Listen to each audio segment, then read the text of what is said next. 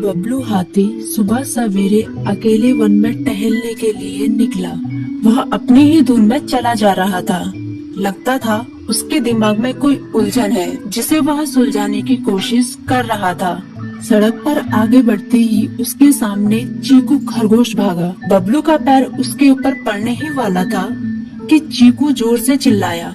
उसकी आवाज सुनकर बबलू ने अपना पैर पीछे खींच लिया। कहाँ खोए हो बबलू भाई? कहीं नहीं, बस कुछ ऐसे ही सोच रहा था। किस बारे में? तुम जानकर क्या करोगे? शायद मैं तुम्हारी कुछ मदद कर सकूं। तुम तो जानते हो आजकल वन में कितनी चोरियां हो रही हैं, पर चोर का कोई अता पता ही नहीं है।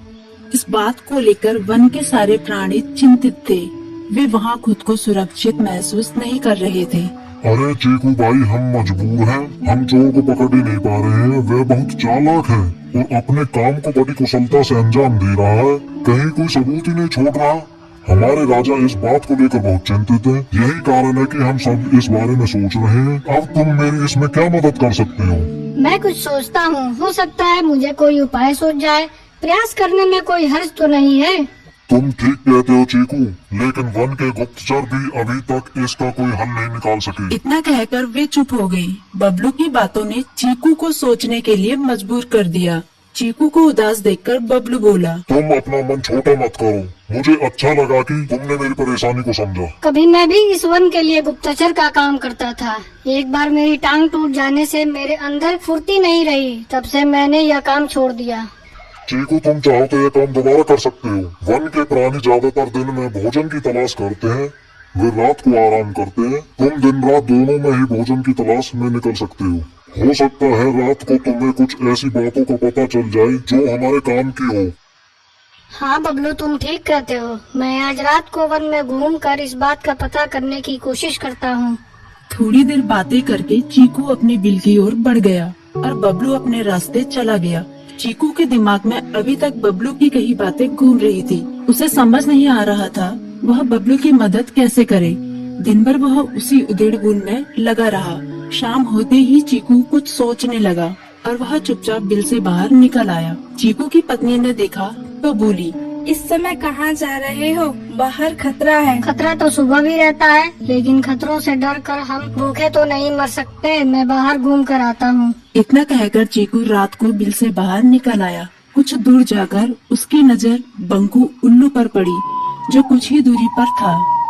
वह पेड़ की डाल पर बैठा अपने गर्दन चारों तरफ घुमा रहा था। वह तेजी से पेड़ की एक डाल से दूसरी डाल पर उड़ रहा था। बंकू की नजर उस पर नहीं पड़ी थी। कुछ सोचकर चीकू पेड़ के पीछे से बाहर निकलकर थोड़ी खुली जगह पर आ गया और वहाँ से बंकू उल्लू को देखने लगा। बंकू ने चीकू को अंधेरे में भी देख लिया, पर उसने उसमें कोई उत्सुकता नहीं दिखाई और अपनी गर्दन चारों ओर घुमाता रहा। चीकू बड़ी देर तक बंकू की हरकतों पर नजर रखे रहा। वह थोड़ी देर तक खुले मैदान में खड़ा रहा, पर बंकू ने उसे देखकर भी अनदेखा कर दिया। उसने महसूस किया कि बंकू के आसपास चमकू चमगादड़ भी मंडरा रहा था। कुछ देर वन में घूमने के बाद चीकू अपने बिल में लौट आया और सुबह होने का इंतजार करने लगा। अगली सुबह बबलू उसी रास्ते में जा रहा था। रास्ते में चीकू उसका इंतजार कर रहा था। आज बड़ी जल्दी आ गए बबलू। हाँ, आजकल मुझे चिंता की वजह से नींद नहीं आती। कोई नई खबर है क्या? यकीन से तो मैं नहीं कह सकता, पर मैं तुम्हें ऐसे प्राणी का नाम बता सकता हूँ जो शायद चोरों की मदद कर रहा है। कौन है वो? बंकू उल्लू। इतना कहकर चीकू ने रात की घटना उसे ज्यों की त्यों सुना दी। इसे सुनकर बबलू का माथा ठनका। बबलू की आंखें चौंधिया गई। तुम ठीक कह रहे हो। मुझे आज रात बंकू और चमकू पर नजर रखनी होगी। इतना कहकर वे दोनों अपने अपने रास्ते चले गए। बबलू रात को अपने साथियों के साथ बंकू पर नजर गड़ाए रहा। उसकी संदिग्ध गतिविधियों को देखकर बबलू ने उसे उसके साथियों चंकी और संकी लोमड़ के साथ पकड़ लिया। बबलू ने सख्ती से पूछताछ करनी शुरू कर दी। तुम इस समय बंकू चमकू के साथ क्या कर रहे हो? हम चारों दोस्त हैं, इसलिए साथ बैठकर बातें कर रहे हैं। चमगादड़ और उल्लू की दोस्ती तो समझ में आती है, पर लोमड़ के साथ दोस्ती कैसे हो सकती है? सख्ती से पूछने पर दोनों ने अपना जुर्म कबूल कर लिया और सभी चोरियों के बारे में बताया जो उन्होंने कुछ दिन पहले वन में की थी। बबलू ने उनके चोरी का सारा सामान भी बरामद कर लिया। बंकू और चंपू को अभी तक समझ में नहीं आ रहा था कि वो इतनी आसानी से कैसे पकड़ में आ गई।